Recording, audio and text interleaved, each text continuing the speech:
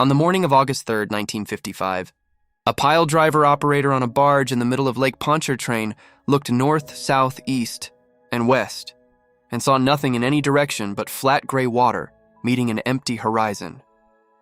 He was 12 miles from either shore, a distance that would take 15 minutes to drive on a city street, except there was no land anywhere to measure that distance against. He stood on a steel platform carrying a crane and a diesel hammer, driving 65-foot pre-stressed concrete pilings, each weighing 35 tons, through 12 feet of water and 50 feet of soft lake-bottom sediment, searching for bearing material the previous year's survey had promised was down there somewhere. There were 2,243 of these pilings to drive, just on the first span. The far shore was 12 miles away.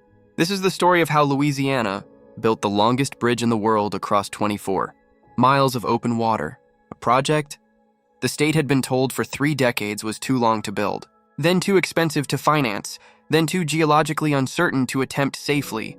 It got built anyway, in 14 months, by men who lived on converted barges in the middle of the lake for weeks at a time, navigating by instrument because the shore was never close enough to see.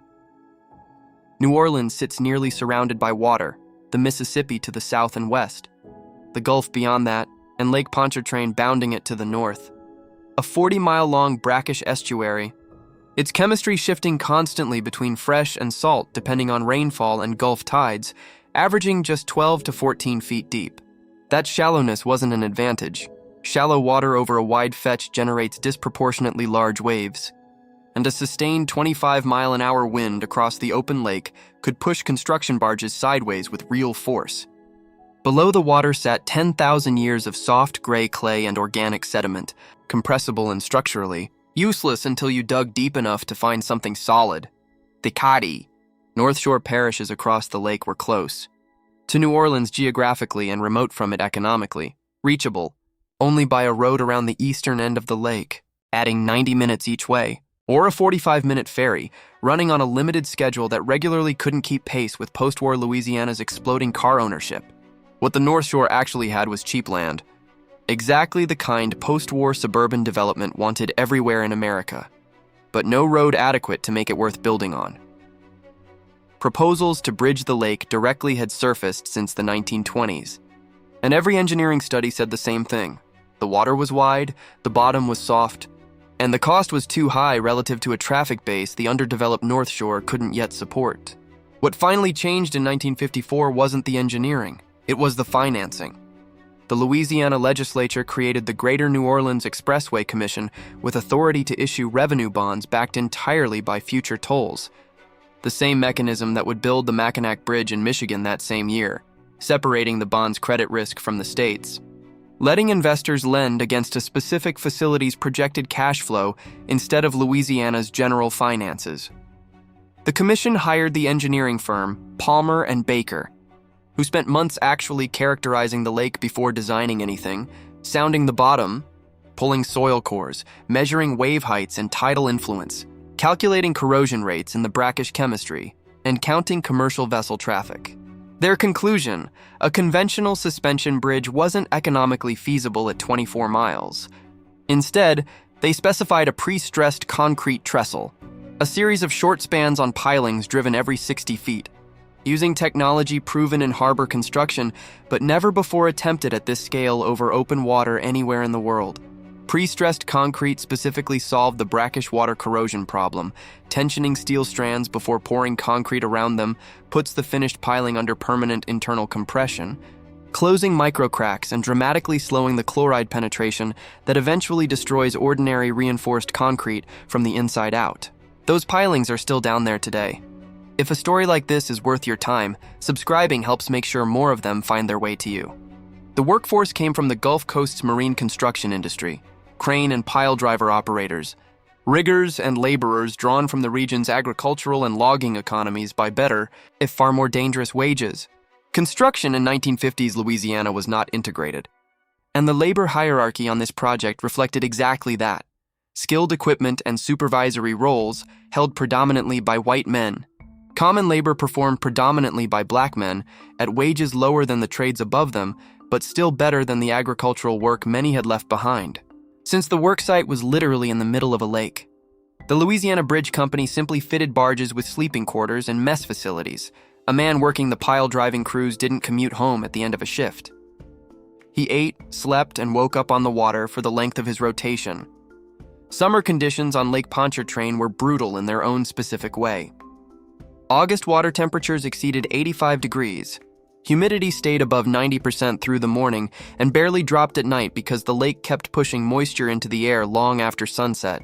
And there was no manufactured shade anywhere on a pile-driving barge. Concrete pilings sat baking in direct sun. Steel equipment grew too hot to touch barehanded by midday.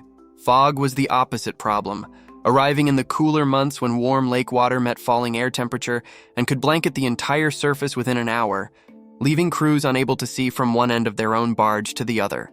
In that fog, with no natural landmarks anywhere, position was maintained entirely by instrument. Survey markers placed along the alignment before construction began were the only reference point that mattered, because the shore simply wasn't visible to navigate by. Each piling followed the same cycle, positioned over its target marker, struck by a diesel hammer at 40 to 50 blows a minute, driven rapidly through soft surface clay until penetration slowed as the tip approached bearing material, and stopped the moment the blow count hit the threshold engineers had specified as adequate. Depth and count got recorded, the piling was cut to grade, and the barge moved 60 feet to repeat the entire process, 2,243 times, fed by a casting yard on the south shore and a supply fleet that had to keep perfect pace, because any delay anywhere in that chain simply stopped the driving crews cold. Records of construction deaths and injuries on the causeway are incomplete in ways typical of the era. Labor law, documentation requirements were limited, and the marine environment added complications a land-based project never faced.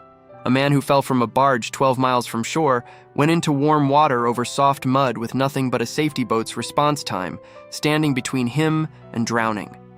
Whether that response time was ever fast enough in any specific case simply isn't recorded in any account that's been made public. The southbound span was substantially complete by late summer. 1956, on August 30th, Louisiana's governor led the official opening convoy across 23-plus miles of finished bridge in about 24 minutes. The Guinness Book of Records confirmed it as the longest bridge over water in the world. By the time of that ceremony, the marine construction workforce that had actually built it was already gone. The casting yard dismantled. The housing barges towed away, every worker already carried off to whatever Gulf Coast project came next. That's simply how this kind of construction has always worked. The crew follows the work, and when the work ends, they leave without ceremony while the structure stays behind under someone else's name. The bridge paid for itself entirely from tolls on schedule, exactly as projected. A parallel northbound span opened in 1969 as traffic outgrew the original single-lane crossing, and in 2005, Hurricane Katrina's storm surge tested the entire structure directly, lifting and displacing sections of the precast deck panels that had simply rested on girder, flanges without the positive mechanical connection later engineering standards would require. The bridge closed for repair, but the pilings themselves, the ones driven in the heat and fog of 1955 to the exact depth 1954's soil borings had specified, never moved. The depth had been correct. The bearing material had been exactly where the engineers said it would be. The causeway is still in service today, still one of the longest bridges over water anywhere in the world, still carrying tens of thousands of vehicles a day across water where, at the midpoint of the crossing, the shore genuinely disappears below the curve of the earth in every direction. Underneath that roadway, roughly 115 feet down through water and soft sediment, sits bearing material that hasn't moved in nearly 70 years, holding pilings driven by men whose names exist only in Louisiana Bridge Company payroll records, not on the commemorative plaques at the toll plaza, not in the Guinness entry, not in any ceremony ever connected to the structure they built. They drove 2,243 pilings into the bottom of a brackish lake from barges where no land was visible in any direction. In August heat and November fog and the afternoon wind off the Gulf, and when the blow count finally told them to stop, they cut the piling to grade, moved 60 feet and drove the next one.